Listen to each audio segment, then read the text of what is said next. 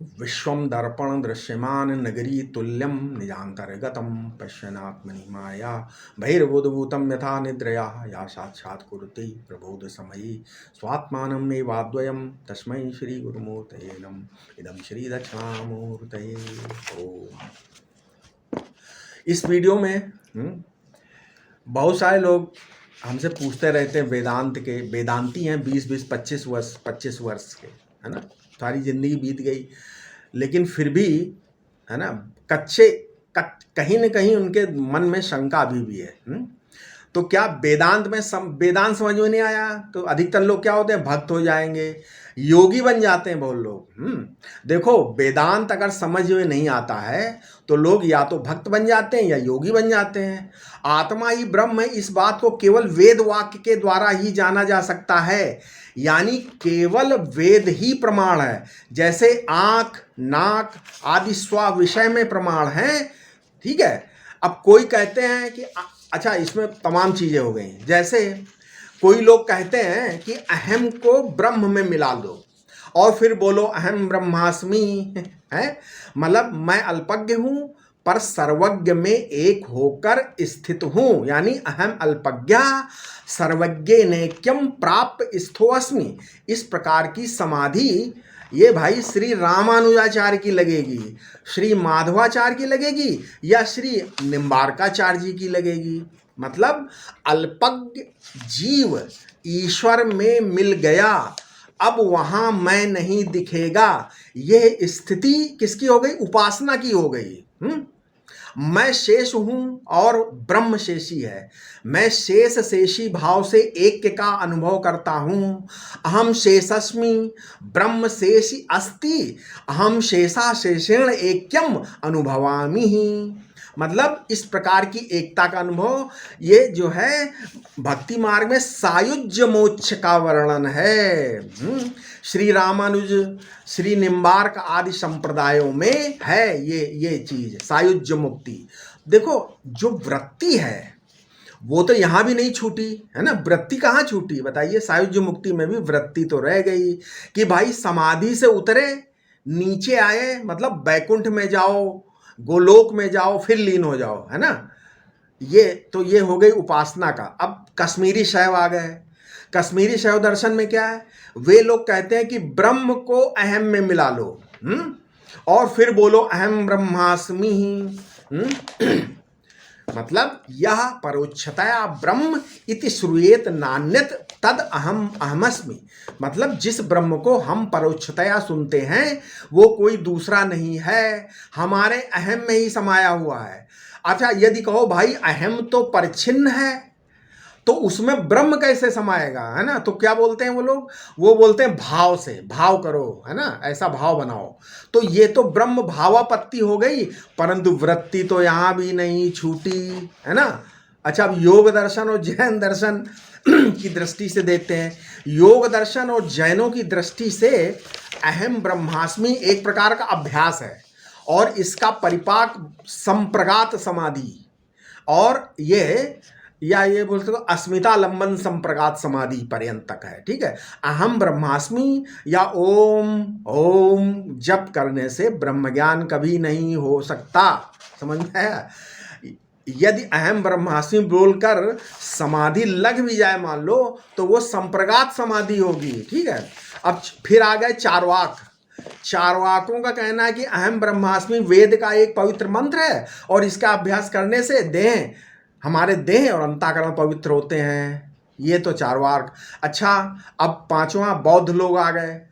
क्या बौद्ध लोग कहते हैं कि सब जिसका तुम वर्णन करते हो वो प्रतीत्य समुत्पाद्य है, मतलब मन की कल्पनाओं से ऐसा अनुभव होता है। असल में जब तुम कल्पना करोगे तो ऐसा अनुभव होगा। अनुभव से कल्पना है तथा कल्पना से अनुभव है, ये दोनों शून्यता में बिना हुए ही भास रहे हैं। अहम और ब्रह्म दोनों प्रतीत्य समुत्पाद्य हैं और शून्य तत्व दोनों से श्रेष्ठ है, वही तत्व है। अर्थात जो लोग कहते हैं शून्यता पर दृष्टि बनाए रखो, तो भाई वृत्ति तो इसमें भी नहीं छूटी। कहाँ छूटी वृत्ति। अब आया वेदांत में अब देखो वेदांत समझो, वेदांत ये जो इन 5 बातें बताई ना, उपासना आदि, तो इसमें 5 में से कोई बात नहीं कहता वेदांत। वेदांत का प्रमाणवाद बहुत विलक्षण है, सबसे विलक्षण है। एक पदार्थ है नित्य परोक्ष, और एक होता है नित्य अपरोक्ष। समझो, इन दोनों में केवल वाक्य प्रमाण है, शब्द प्रमाण है। जैसे स्वर्ग है, पुनर्जन्म है, ये क्या परोक्ष है?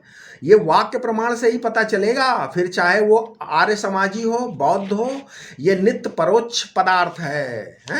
परंतु आत्मा का होना अर्थात मैं का होना, ये नित्य अपरोक्ष है। ठीक है, क्योंकि सबको यह अपने आप ही ज्ञात है, परंतु आत्मा ब्रह्म है ना, ये नित्य अपरोक्ष होते हुए भी अज्ञात है।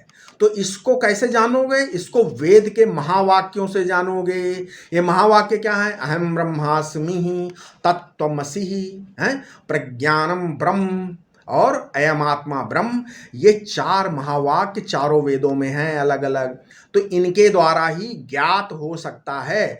यदि आप कहो कि हम तो अपने आप जान लेंगे, हैं, तो मैं हूँ, मैं ज्ञाता हूँ, इतना तो थोड़े विचार से ही जान लोगे, क्योंकि मैं नहीं हूँ, मैं अपना प्रिय नहीं हूँ, ये अनुभव तो कोई नहीं कर सकता है। देखो, वैदिक धर्म की विशेषता क्या है? पहले गायत्री मंत्र, गायत्री जप सिखाया जाता है, बाद में उसको छोड़ना भी सिखाया जाता है। मतलब अपने में जो ये जीवपने का अध्यारोप है, ये वैदिक धर्म की विशेषता है। इस जीवपने को हटाने के लिए अहम ब्रह्मास्मि इस अध्यारोप का अपवाद है। देखो, अहम ब्रह्मास्मि में अहम का अर्थ नहीं है, ये अहम ब्रह्मास्मि में अहम पद का ये अर्थ नहीं है कि राकेश नाम का आदमी ब्रह्म है। मैं राकेश नाम का आदमी ब्रह्म हूं, ये नहीं है भाई। अहम का शोधन करना पड़ेगा। देह में ईश्वर, मन में ईश्वर, समाधि में ईश्वर, ये सब अध्यारोप और अपवाद की शैली से शोधन करने योग्य है। शोधन के बाद पता चलेगा कि असल में जो दृष्टा है वही आत्मा है। यहां तक तो हो गया। अब इसके बाद आत्मा ही ब्रह्म है। यहाँ वेदांत के महावाक्यों की आवश्यकता है। ये जो अहम ब्रह्मास्मि तत्त्वमसि आदि की आवश्यकता है। तो त्वम पदार्थ को जाना है ना, अहम मतलब अहम, ये तुम पदार्थ है। तुम पदार्थ को जाना, अब तत्पदार्थ को जानो, है ना, यानी ईश्वर को जानो। तो तुम्हारा जो शोधित अयम है वही वास्तव में ब्रह्म है। तुम ज्ञान मात्र हो, ये कहते ही तुम ज्ञेय नहीं हो, ये बात सिद्ध हो गई। लेकिन मैं अनंत हूँ, ये बात आपको नहीं मालूम पड़ सकती। ये अनंत बुद्धि का विषय नहीं है। इसको जानने के लिए कोई ज्ञापक चाहिए। वो ज्ञापक है वेद वाक्य, अहम ब्रह्मास्मि तत्त्वमसि, अयम आत्मा ब्रह्म, प्रज्ञानम ब्रह्म। एक ही वस्तु के 3 नाम है, सत, ब्रह्म और आत्मा, और वही एक वस्तु प्रत्येक का शोधित अहम है। तो पहले आपको अपने अहम को इस कैद से, गड्ढे से बाहर निकालो। तुम्हारा अहम ज्ञान मात्र है, वो ब्रह्म है। इसके अतिरिक्त ना प्रपंच है, ना जीव है। ये ज्ञान ना स्वर्ग में मिलेगा, ना समाधि में मिलेगा। ये कहाँ ना ये मिलेगा वृत्ति में, है ना, ब्रह्माकार वृत्ति में। और ये वृत्ति के संबंध को भी फिर ब्रह्माकार वृत्ति स्वयं अपने आप छूट जाएगी। मतलब ये ब्रह्माकार वृत्ति के से संबंध भी छुड़वा देगा। अहम ब्रह्मास्मि कोई उपासना या संस्कार नहीं है, ये तो शोधित अहम की अनंतता, अद्वितीयता का ज्ञापक प्रमाण है। ब्रह्म ज्ञान की प्रक्रिया में वृत्ति व्याप्ति तो है, परंतु फल व्याप्ति नहीं है। उसमें अज्ञान तो नष्ट हो गया, परंतु यह ब्रह्म है या मैं ब्रह्म को जान गया, ये आभासगत अभिमान नहीं है, यानी फल व्याप्ति नहीं है। ये जीवत्व की भ्रांति अज्ञान के कारण है। इसलिए वेदांत आत्मा के ब्रह्मत्व का प्रतिपादन करता है। मैं नहीं हूँ, मैं जड़ हूँ, मैं अप्रिय हूँ, ये भ्रांति नहीं है। भ्रांति कहाँ है? भ्रांति है सच्चिदानंद अंश में, भ्रांति नहीं है। तो कहाँ है? उसकी अनंतता, अद्वितीयता के अंश में भ्रांति है। समझे?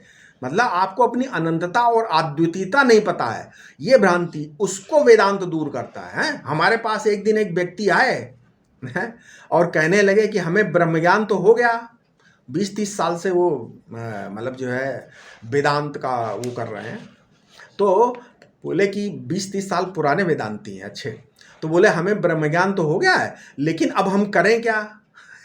तो संतोष नहीं है। तो बड़े बड़े वेदांतियों के मन में ये रहता है क्या कि ज्ञान का प्रभाव हमारे शरीर या अंतःकरण में होना चाहिए। जैसे गड़े हुए धन के ज्ञान से सुख होता है ना, मतलब धन गड़ा है, आपको पता है हमारे पास है तो सुख होता है। वैसे ही लोग सोचते हैं कि अंतःकरण में कम से कम वैसा सुख तो होना चाहिए। इसका अर्थ है कि शरीरधारी के भोग का साधन है ब्रह्म ज्ञान, है ना, यही तो मतलब हुआ। तो ब्रह्म हो गया भोग्य और शरीरधारी से, ये जो शरीरधारी हो गया भोगता है। तो अभी तो तुम्हारा अंतःकरण ही बाधित नहीं हुआ है। अरे भैया ये ब्रह्म ज्ञान नहीं है।